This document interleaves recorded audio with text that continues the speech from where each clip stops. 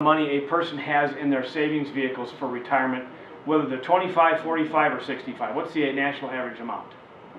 No idea. Yeah, it's $47,000. That's the national average.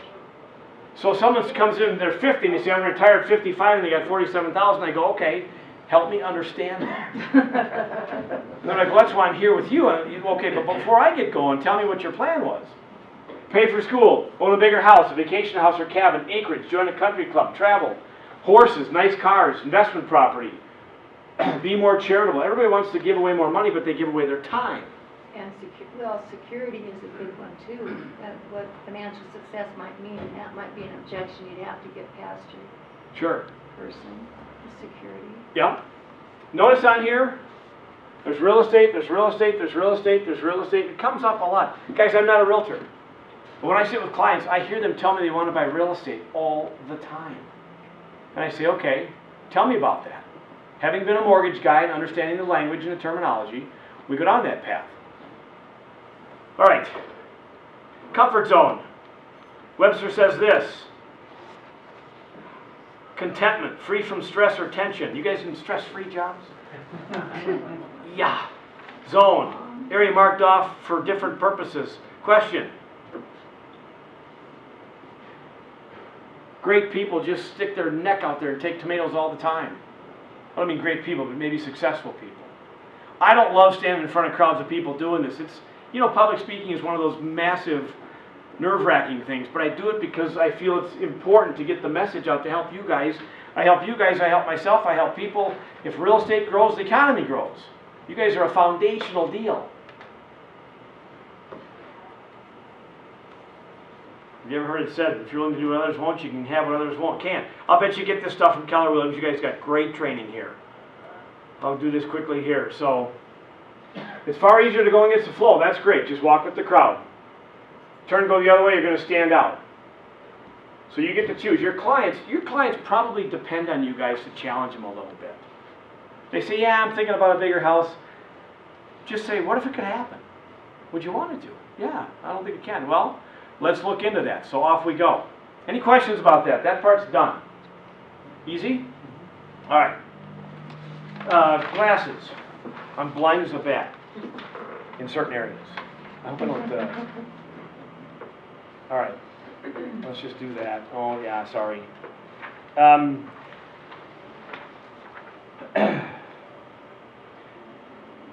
What do you guys think the least expensive way to buy a house is? Cash. I mean, that would be the cheapest way to buy something. Okay. Let's examine that. This is going to be interesting. Okay, bear with me. We're going to buy a house for $300,000. We're going to have a 6% rate. I know that's not 6%. Don't panic. It's just a relative conversation. So the payment is $1,789. Do you guys see that? Yep.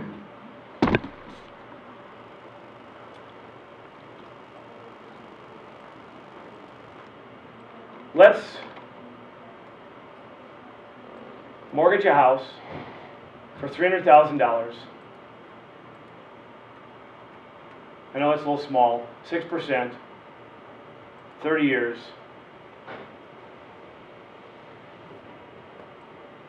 Okay, you see that $1,806,772 right here? Yes. Okay, if you lived in a tent and never bought a house, and you set aside $300,000 at 6% for 30 years, you'd have an account with $1.806 million in it at the end of those 30 years, if you never had a bad year. Okay? Follow me? Mm-hmm. So, let's now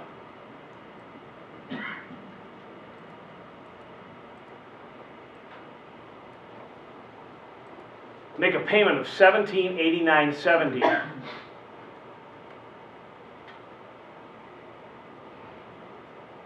for 30 years at a rate of 6%. But what do you notice about that number? Is that number and that number the same, short of a little bit of rounding? Here's what that's telling us. No matter how you pay for a house, the cost is the same. Whether you pay cash or whether you finance it. It makes no difference. Now I said the cost. Because if you set this, if you lived in a tent and you set that payment aside every month for 30 years at 6%, you'd grow an account to $1,806,000. Conversely, you set aside $300,000, the full purchase price for 30 years at 6%, you got the same account value. Now, if you pay cash for a house, what don't you have any of? Cash. No, well, yeah. It's good you're sitting in the front right there. What don't you pay any of? Interest. Interest. You pay cash. You got a house, but you don't have $1,806,000. By financing over 30 years, what did you pay some of? Interest. And is that tax deductible? It absolutely is, making the cost of finance it way less expensive than paying cash. In fact, paying cash is the most expensive way to do it. Trust me on this, and I can do the math if you want me to, but going 15 years, the payment's $2,530 a month. You make that payment for 180 months. You've paid an amount of money, which you now set aside for 15 more years at 6%. What do you think the result of that is?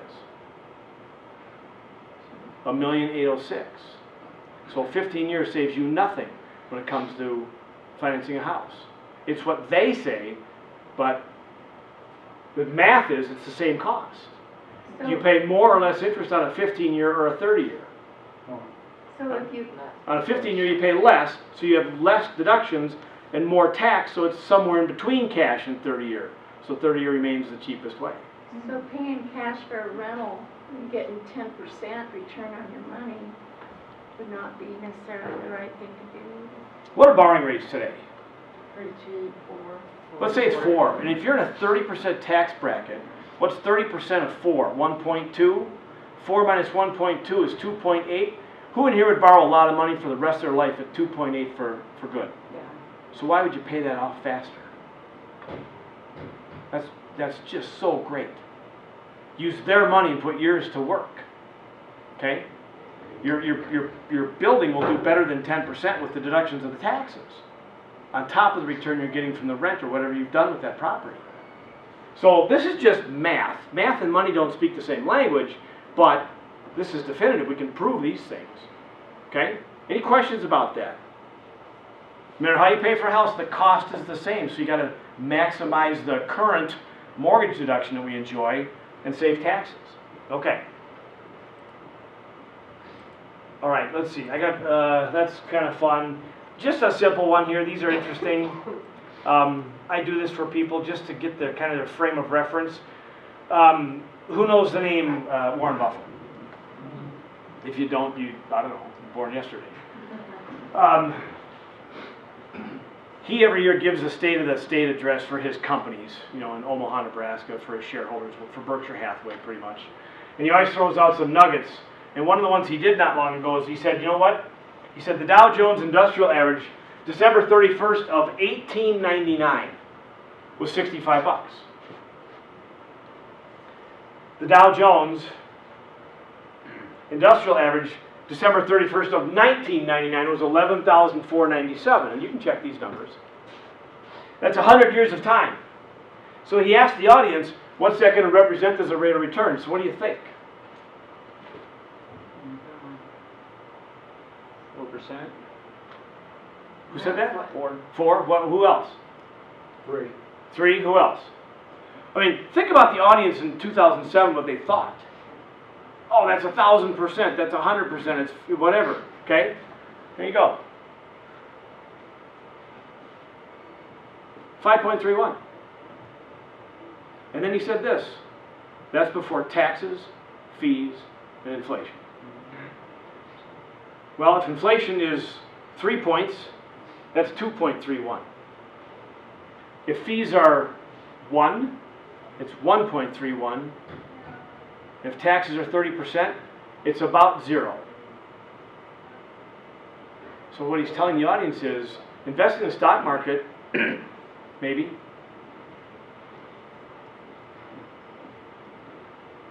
Isn't that funny? Okay, any questions on that? All right. A couple of quick articles, we'll do some examples here.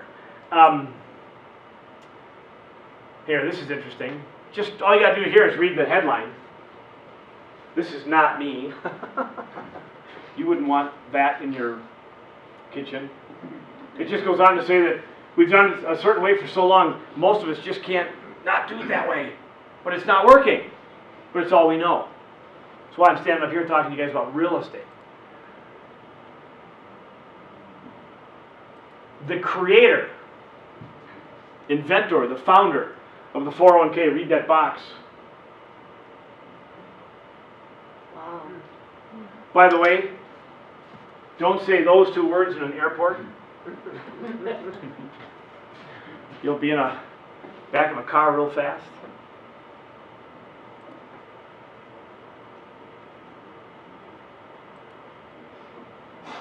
This right there was in this magazine, Grow Your Savings, because we know what the savings rate in our country is. It's very low.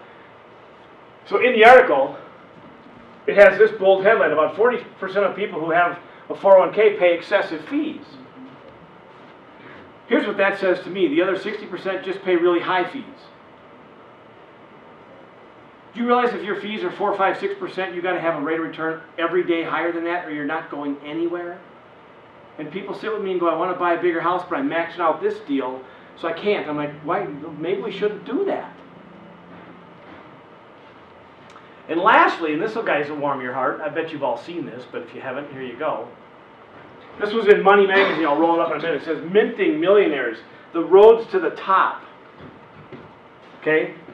And as I scroll down, the worst way to get to the top is the stock market. The second worst is to start a business. Number 3 is to marry money. Who in here has married money? Inherit money. Who in here has inherited just enough to just be done? Grad school or real estate, number 1. You guys all know about Walgreens, right? Every store in the United States is on a corner except for one, because that's the most valuable and visible real estate. They're in the real estate business. So is McDonald's. They sell hamburgers and shakes, but on very nice real estate that's worth trillions, or whatever it is. So you guys have the ability to help a lot of people. Okay, any questions on that? Let's see here. Let me see what else I've got planned. I guess that's about it for now. So I'm going to go like this. Turn the bulb hung on.